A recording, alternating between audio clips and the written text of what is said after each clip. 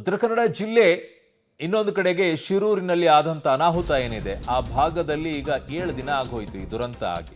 ಇನ್ನೂ ಕೂಡ ಕಾರ್ಯಾಚರಣೆ ಆಗ್ತಾ ಇದೆ. ಈವರೆಗೂ ಕೂಡ 3 ಶವ ಪತ್ತೆ ಆಗಿಲ್ಲ. ಕಾರಣ ಲೆಕ್ಕದ ಪ್ರಕಾರ 10 ಜನ ಸಾವನ್ನಪ್ಪಿದ್ದಾರೆ ಅಂತ. 7 ಶವ ಸಿಕ್ಕಿದೆ ಈಗ.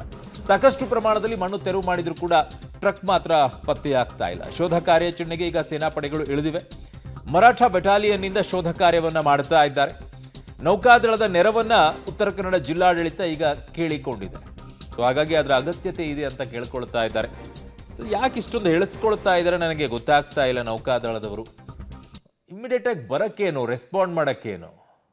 ಇಂತಹ ಸಂದರ್ಭಗಳಲ್ಲಿ ಆಗದೆ ಇದ್ರೆ ಇನ್ನು ಯಾವ ಸಂದರ್ಭಗಳಲ್ಲಿ ಆಗ್ತೀರಾ ನೀವು? ಕೇವಲ ವಾರ್ ನಡೆದಾಗ ಮಾತ್ರ ನಿಮ್ದು ಆ ಸಹಾಯ ಬೇಕು ಅನ್ನುವಂಥದ್ದಲ್ಲ.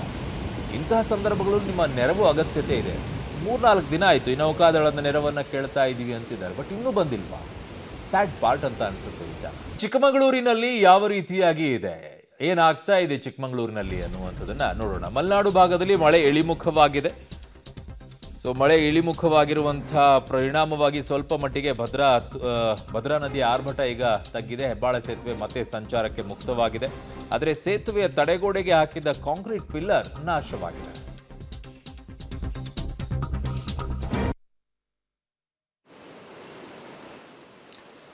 ಸೊ ಮುಳುಗು ಸೇತುವೆ ಅಂತಾನೆ ಖ್ಯಾತಿಯಾಗಿರುವಂಥ ಚಿಕ್ಕಮಗಳೂರಿನ ಕಳಸಾ ತಾಲೂಕಿನ ಹೆಬ್ಬಾಳ ಸೇತುವೆಯಲ್ಲಿ ಭದ್ರಾ ನದಿಯ ಅಬ್ಬರ ಸ್ವಲ್ಪ ಮಟ್ಟಿಗೆ ತಗ್ಗಿದೆ. ಸೇತುವೆಯಿಂದ 4-5 ಅಡಿಯಷ್ಟು ಕೆಳಭಾಗದಲ್ಲಿ ನೀರು ಹರಿತಾ ಇದೆ. ಸದ್ಯಕ್ಕೆ ಸಂಚಾರಕ್ಕೆ ಮುಕ್ತವಾಗಿದೆ. ಆದರೆ ಇದರ ಅಬ್ಬರಕ್ಕೆ, ಭದ್ರೆಯ ಅಬ್ಬರಕ್ಕೆ ಸೇತುವೆಗೆ ತಡೆಗೋಡೆ ಏನಿತ್ತು ಅದು ಕಾಂಕ್ರೀಟ್ ಪಿಲ್ಲರಿಗೆ ಮುರಿದು ಭದ್ರಾ ನದಿಯಲ್ಲಿ ತೇಲೋಗ್ಬಿಟ್ಟಿದೆ. ಇದರ ಮಧ್ಯೆಯೂ ಕೂಡ ಕೆಲ ಸ್ಥಳೀಯರು ಹಾಗೂ ಪ್ರವಾಸಿಗರು ಸೇತುವೆ ಮೇಲೆ ಓಡಾಡುವಂತಹ ಹುಚ್ಚು ಸಾಹಸಕ್ಕೂ ಕೂಡ ಕೈ ಹಾಕ್ತಾ ಇದ್ದಾರೆ.